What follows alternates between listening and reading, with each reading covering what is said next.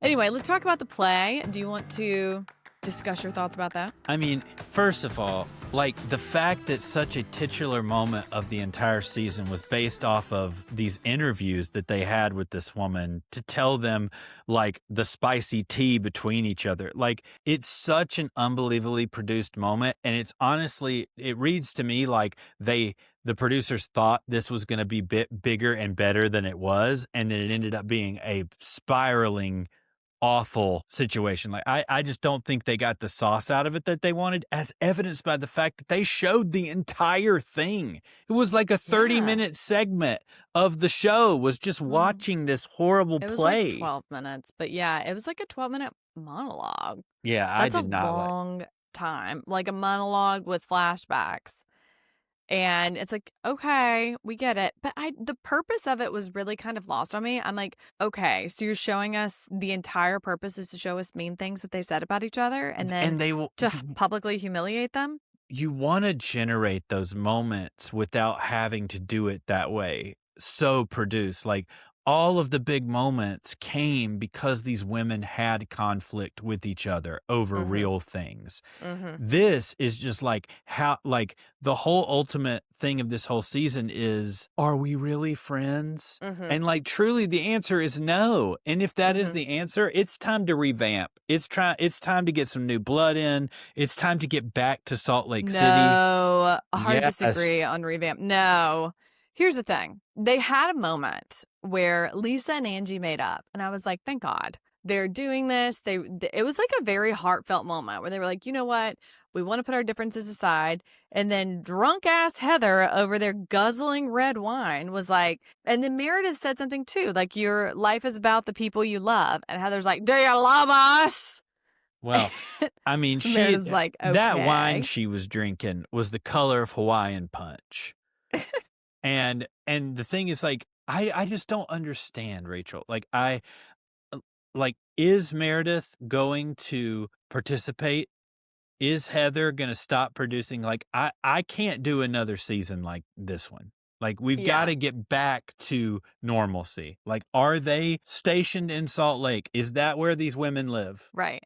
Well, I think enough will happen in the press and with Bronwyn being single, I think stuff's going to happen with Whitney and her husband. So I think there will be a lot of things like that we'll be able to see next season that will be interesting. But yeah, I think the one person who just doesn't have a lot going on is Heather. And in the past, she's felt like the voice of the audience, but now she just feels like a whiny teacher trying to instruct everyone like where to go and what to say. And it's annoying. As an audience, like, I know what you're doing. I can see you trying to do it. And I don't know why they were so well, I do. As I said earlier, it's projection. Like, Bronwyn is clearly going through it with Todd. And so she keeps bringing up the stuff with Seth. That's projection. We've got Mary with her son dealing with his addiction issues, being incarcerated, projection. You've got Whitney with her dad, projection. I mean, all of it is all being placed on Meredith. And Meredith's like, I am not going to give you the reaction that you want. I'm just not. I'm going to walk away. I'm going to gray rock. I'm going to ignore it. I'm going to let it go. And then Lisa tries to go out there with her. And then I got tickled because the way Whitney is always trying to insert herself and have a moment and be like, Meredith, listen to me. I'm so sorry I called you a pill popper. She cannot stop saying it. She loves it. She loves to say pill popper. Sorry I called you a pill popper and a lush. What I really meant was you have all the characteristics of a pill popper and a lush. But I'm not saying that you are. And I've had trouble. My family. Your actions are erratic like my father. And it's like, okay, go talk to your, psychiatrist, not Meredith, about this. And the thing is, like, Meredith has been up and down, but people get to be up and down. Like, she's on this girls' trip that she clearly didn't want to go on, like a cash trip. As we all know from many housewives, most of these trips are miserable because they're meant to pull conflict out. And so they are difficult. And they're also like, it's also important to know that they never went about this the right way if they really wanted to get Meredith to talk. Like, it would have been very simple to sit her down, start having like a lengthy conversation about marriages, or like there were many ways to get Meredith to talk about these things that they keep pushing her on. But they all are so thirsty for it, and they don't want to give any to get. They don't want to give any of their own crap to get from her. And one thing about New York, one thing about even Beverly Hills in the seasons that I've seen, it's like they're willing to give to get. Some of them, yeah. Yes. The best of these shows comes when they're all willing to give of themselves in the show, when you're willing to share. Like be vulnerable and bleed out a little. Yes. That's what it's for. And the audience appreciates that. And when you won't, people notice. Yeah, and that's why people are calling for Kyle Richards to be off the show of Beverly Hills and all that, because these people have been on the show so long and they know how to do it so well that they're so produced and don't share anything new and don't share anything that's going on in their lives. It frustrates the people on the show, off the show, the fan base, Bravo. It frustrates everyone. Well, and Kyle Richards is quite literally an actress and has been since she was a child.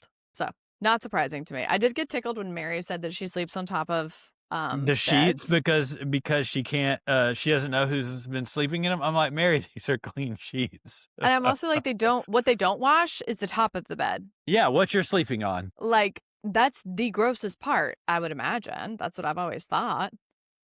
Anyway, after all of that, I do think that, I will say, during the play, I think Brittany got cut the hardest and Lisa's was the least bad. What did you think? But I don't think Lisa had, after the whole thing at the beginning of the season with like, you know, her legal troubles or whatever, like Dismissed. Lisa kind of laid low. But she was kind of siding with Meredith in a few aspects and stuff like that, but like there wasn't anything specifically people could point to and be like, Lisa did me wrong, Lisa did this, other than like the watch thing. She was just competitive. But I just think it's funny that the worst thing that they said about her was like, oh, you hide behind your stuff, you're so rich and have so much stuff and think you're better than everyone. If someone said that about me, I'd be like, oh no, you think I'm so rich. Oh, I lost weight over the holidays. Yep, I identify with Lisa. Projection. No, I thought, but Brittany's was like, you're childlike and stupid and you put men over your children. If someone had said that to me, I would pass out. Oh, I'd pass out and throw up, but she was drunk and was just like, and I was like, okay, all right, well, whatever. She would, but she was like, that was the worst. I mean, someone, I can't remember who it was, like just said like, you pick men over your children. And they cut to Mary and she was like, burp. And I was like, yep, that's great. But anyway, it ends, all in all, we think they're coming back together. Heather shoots another missile. Everybody gets upset again. And she's sloshing the wine around. Gosh. So are we friends or what? And it ends with Meredith and Lisa leaving and the other girls standing there. So I don't know. I didn't love that. And then they all just go get in the same Sprinter van. Yeah, exactly. I didn't love that as an ending. I'm curious to see like what's really going on. I'm very excited to watch the reunion, but that's where we are for now.